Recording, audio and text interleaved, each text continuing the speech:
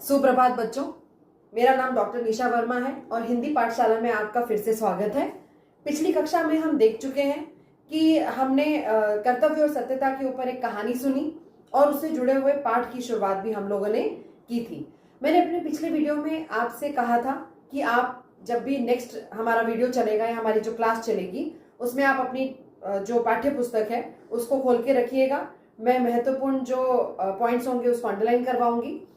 मैं ऑनलाइन पढ़ा रही हूँ। मेरा पढ़ाने का तरीका जैसे एक टीचर एक क्लास में पढ़ाती है वैसे ही मैं पढ़ाऊंगी ताकि आपको और अच्छी तरह से समझ में आ जाए। आप अपना कोई भी प्रश्न है जो उसमें कमेंट सेक्शन में लिख सकते हैं ताकि मैं आपके अगली कक्षा में आपके प्रश्नों का उत्तर भी दे सकूं। तो चलिए शुरू करते हैं। डॉक्टर श्याम सुंदर दास जी द्वारा लिखित कर्तव्य और सत्यता निबंध इसलिए क्योंकि हमारे हिंदी साहित्य में बहुत सी विधाएं होती हैं, जैसे कि कहानी होती है, उपन्यास होते हैं, एकांकी होती है, नाटक होता है। वैसे ही निबंध भी एक हिंदी साहित्य की विधा है। इसलिए कर्तव्य सत्यता एक निबंध है जिसके द्वारा डॉक्टर श्याम सुंदर दास जी ने यहाँ पे उसके महत्व को दर्शाया है। मैं जैसे जैसे पाठ पढ़ती जाऊंगी वैसे वैसे जहां जहां भी कहूंगी वहां पे आप अपना अंडरलाइन करिएगा और उससे जुड़े हुए जो पॉइंट्स हैं मैं आपको बताऊंगी वो भी आपको वहां पर लिखने हैं। ठीक है, तो चलिए शुरू करते हैं हमारा पाठ। इस पाठ के द्वारा इसका जो आशय है यहाँ पर बताया जा रहा है कि कर्तव्य करना। इस पाठ में सबसे महत्वपूर्ण चीज जो है वो है कर्तव्य करना न्याय पर निर्भर होता है। करेक्ट है, सही है ना। न्याय किससे पता चलेगा? अगर आप अपना पूरा कर्म कर रहे हैं, काम कर रहे हैं, इसके द्वारा हमारा जो न्याय भी है वो बनता ही जाता है। न्याय का अर्थ क्या है? जस्टिस। करेक्ट। तो जैसा आप कर्म करोगे वैसे ही आपको फल की प्राप्ति भी होगी। तो यहाँ पर प्रस्तुत निबंध डॉक्टर श्याम सुंदर दास से लिखित नीति शिक्षा नामक ग्रंथ से लिया गया है। इसको अंडरलाइन करना है, ये 1 मार्क MCQ क्वेश्चन भी हो सकता है। इस निबंध में लेखक ने हमें अपने कर्तव्यों के प्रति निष्ठावान बनने के लिए कहा है। निष्ठावान मतलब एकदम संपूर्ण रूप से आपको अपना कार्य करना है।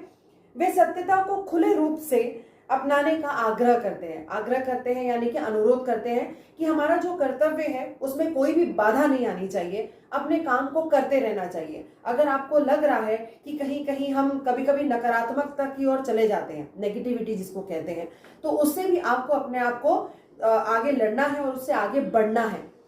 क्योंकि सबसे पहली लड़ाई जो होती है व्यक्ति की वो स्वयं से होती है, उसके बाद वो लोगों के संपर्क में आता है।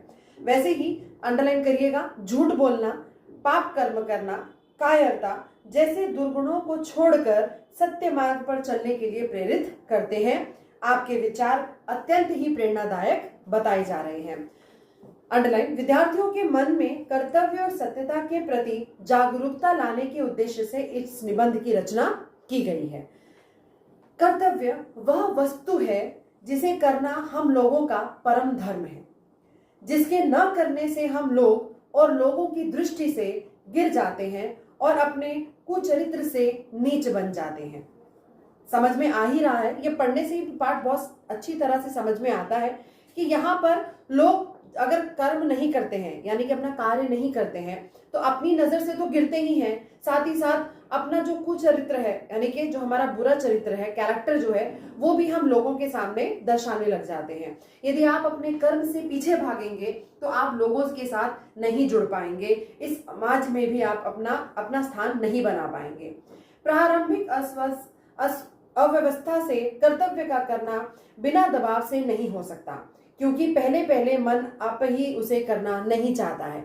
हम डावाडोल करते रहते हैं, आज नहीं करेंगे, कल करेंगे, कल नहीं करेंगे, परसों करेंगे, या तो जब भी समय मिलेगा उसके हिसाब से हम अपना कार्य करना शुरू करते हैं। इसलिए कहते हैं ना, काल करे सो आज कर, आज करे सो अब, पल में बहुरी होएगी, पल में परले होएगी और बहुरी करेगा कब।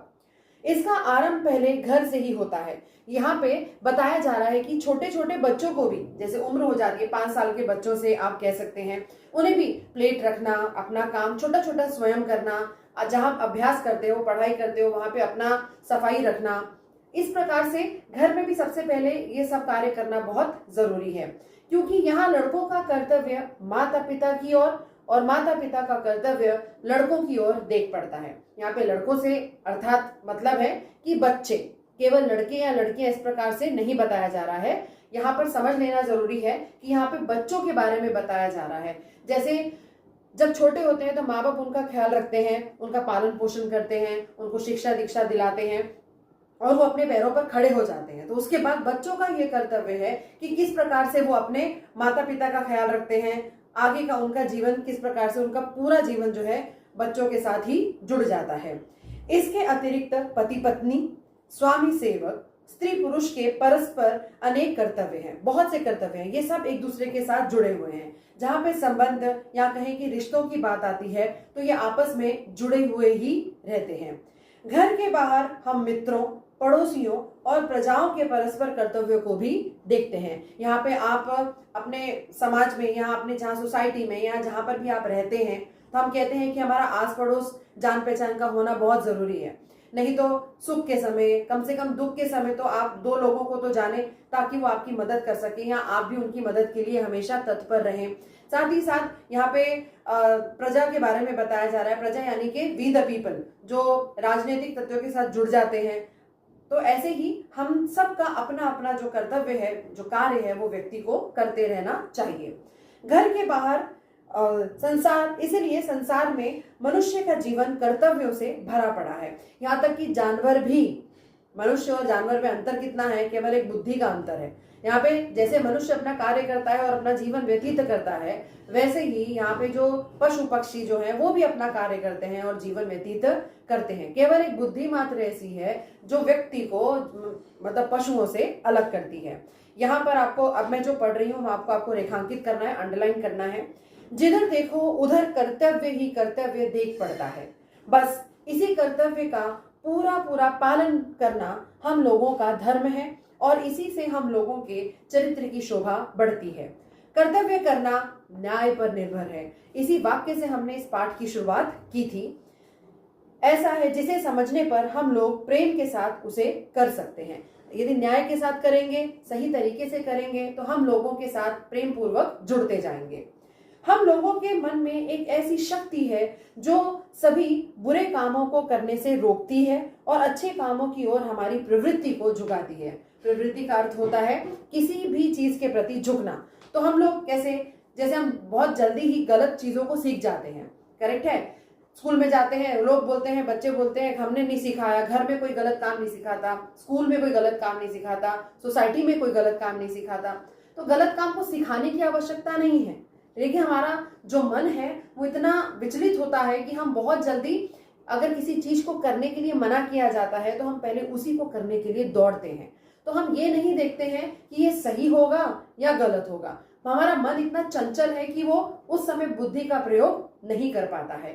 यह बहुधा देखा गया है कि जब कोई मनुष्य खोटा काम करता है, खोटा मतलब गलत काम करता है, तब बिना किसी के कहे आप ही लजाता और मन में दुखी होता है। अरे हमने ये क्यों किया, अरे हमने ऐसा क्यों किया। तो मन में इतनी उलझनों को पैदा करने से अच्छा है कि सोच समझ कर व्यक्ति को अपना कार्य जो है वो करना चाहिए, ताकि लंबे समय तक हमारा जो अच्छा मन है वो हमें प्रेरित करता रहे, हमारी बुद्धि सही तरीके से काम करती रहे। नहीं तो मन में जो दुख है, जो विकार है, वो बहुत ज्यादा उत्पन्न होता रहेगा। लड़कों, तुमने बहुधा देखा होगा कि जब कोई लड़का किसी मिठाई को चुरा कर खा लेता है, तो यहाँ पर क्या है, डॉक्टर श्याम सुंदर दास जी यहाँ पे एक उदाहरण दे रहे हैं कि